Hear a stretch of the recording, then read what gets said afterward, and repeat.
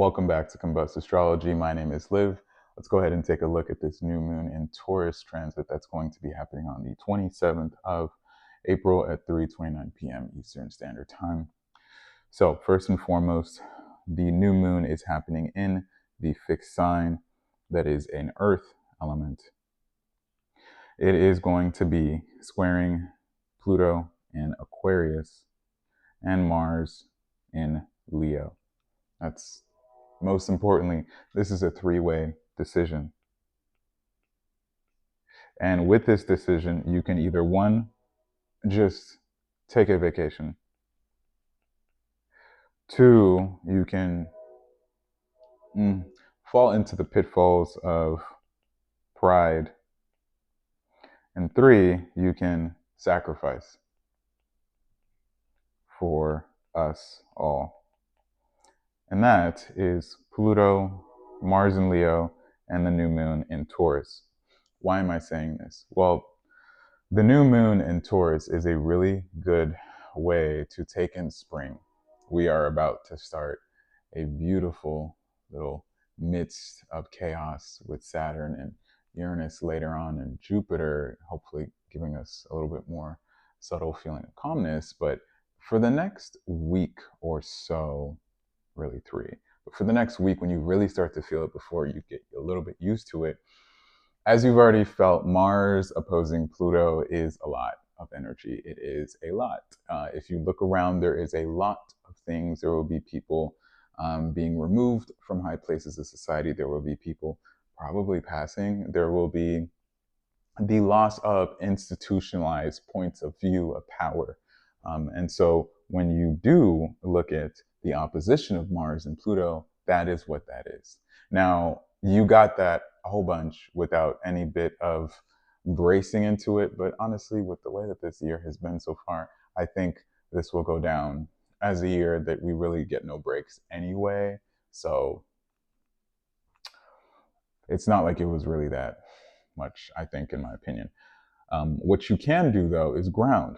And that is the whole point to me of the first topic of taking a vacation.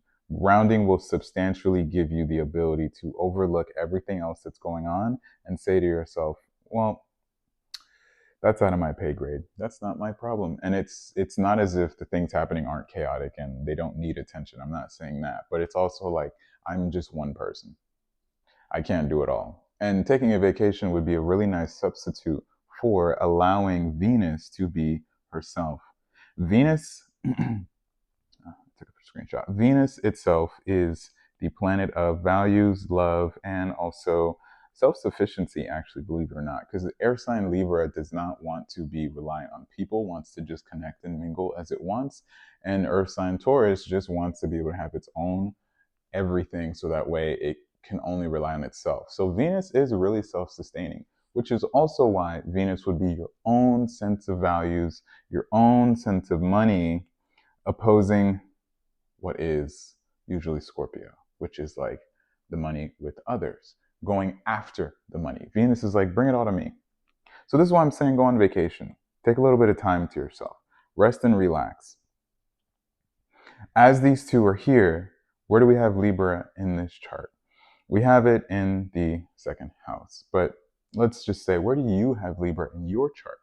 Venus itself needs to be respected for this new moon. You want to look at your own Venus placement, and we see here Venus is still in its exaltation at the 28th degree or Cancer degree of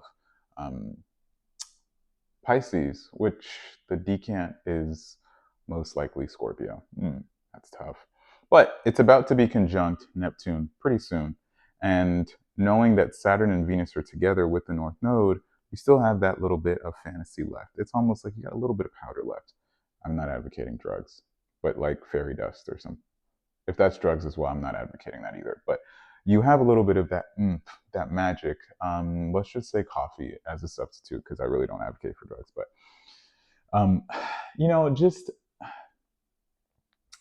just think to yourself, you have a little bit of that escapism, just a little bit, which is why I'm like, vacation goes hand in hand, because they're not sextile, but Uranus at the 26th degree here, sextile that Venus and Saturn is almost like you're a princess up in a tower, and it's almost like it's like you got a little bit of an earthquake, and you're like, wait, maybe I'm not too far from the ground. Maybe I'll take a jump. Maybe I'll take the risk and actually go to what it is that I need. This would be using the first leg of this sextile and saying, I need peace. And the peace being Venus and the I being Mars and Leo because it's self-sustaining, self-indulging. But the Pluto in Aquarius here is us. It is the community, which is why this is a giant T-square, because it's like, do I choose me in a way that lets me step back? Do I choose me in a way that really just like flicks people off and says, I don't care? Or do I choose us, as in all of us?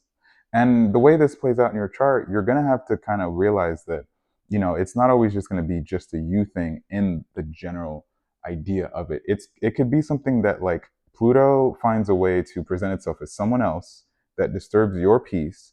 And the only way for you to get that peace is to step into the Mars that says, I only care about myself.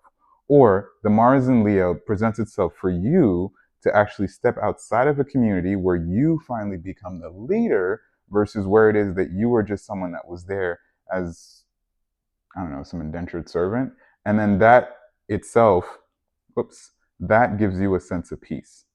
Or having a sense of peace in of its own will give you the ability to become someone later on when we do get into Saturn and Aries that will fight for the cause. And your peace brings a long-term ability to fight for the community, which would lead to you further getting reimbursement from it. So you don't have to just take the T-square and let it just completely screw you over. You can actually benefit from this in a really nice way. But the goal here fundamentally is to not let yourself choose the wrong thing that you personally don't need right now. Which is why I'm like, you have three options: disappear, go into the limelight, or work. This transit really gives it all. Some other little subtle things. Jupiter. So Jupiter here trines Pallas Athena directly. So maybe you decide to go by yourself and you're like, I'm just going to study. That's what I'm doing. I'm taking time off. Or Chiron sextiles the Jupiter, and it's like, ooh, the aggression of I need to be the one that actually knows. Where is Mars? Mars is in the sun. It's in Leo. So there's like a energetic, I'll say that. Please don't kill me, literal astrologers. To me, I'm like, maybe you feel like it's not enough and you just double down and you study harder, you go back, you work more. It's an energy that you can play with. And understanding how Venus is needing to make herself be known and present and shake out of what it is that doesn't satisfy her or do her any good is the biggest thing you got to remember with this transit. That's really it. So with that being said, thank you so much for watching. My name is Liv. This is Combust Astrology. Take care and have a great day.